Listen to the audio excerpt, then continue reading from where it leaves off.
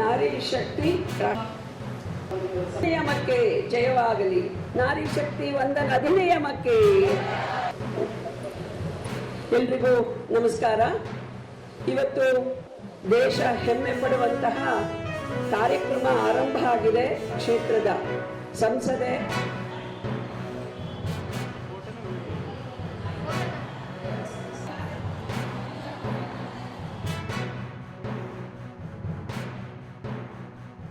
ಸ್ಪಂದನೆ ಕೊಡುವಂಥದ್ದು, ಅತ್ಯಂತ ಹೆಚ್ಚು ಸಾಮಾಜಿಕ ಕೆಲಸವನ್ನು ಮಾಡುವಂಥದ್ದು, ಅದು ಮಹಿಳೆಯರ ದೌರ್ಜನ್ಯದ ಬಗ್ಗೆ ಇರ್ಬೋದು, ಶಿಶುಗಳ ಹತ್ಯೆಯ ಬಗ್ಗೆ ಇರ್ಬೋದು, ಹೆಣ್ಣು ಶಿಶುವಿನ ಹತ್ಯೆ, ಗಂಡು ಶಿಶುವಿನ ಹತ್ಯೆ ಆಗಲ್ಲ ನಮ್ಮ ದೇಶದಲ್ಲಿ, ಹೆಣ್ಣು ಶಿಶುವಿನ ಹತ್ಯೆ ಇರ್ಬೋದು,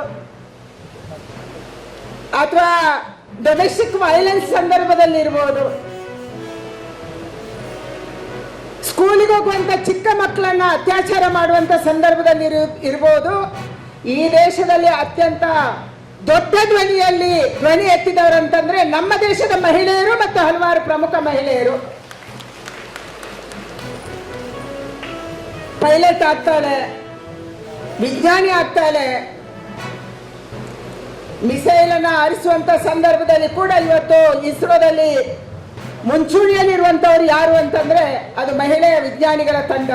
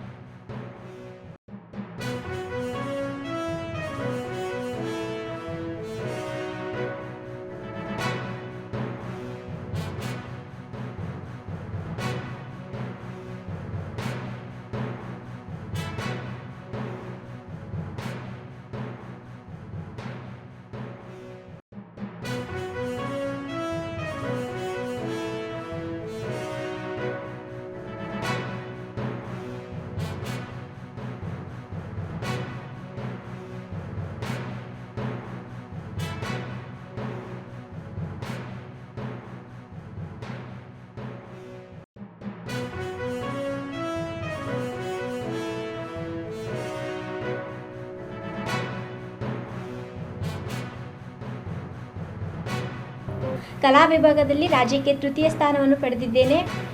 ನಾನು ಇಷ್ಟು ರಿಸಲ್ಟ್ ಮಾಡೋದಕ್ಕೆ ಮುಖ್ಯವಾಗಿ ಕಾರಣವೆಂದರೆ ಮನೆಯಲ್ಲಿ ನಮ್ಮ ತಾಯಿಯವರು ಮತ್ತು ಅಣ್ಣನ ಸಪೋರ್ಟ್, ಹಾಗೆ ಕಾಲೇಜಲ್ಲಿ ನಮ್ಮ ಎಲ್ಲ ಲೆಕ್ಚರ್ಸ್ ಕೂಡ ತುಂಬ ಚೆನ್ನಾಗಿ ಪಾಠ ಮಾಡ್ತಾಯಿದ್ರು.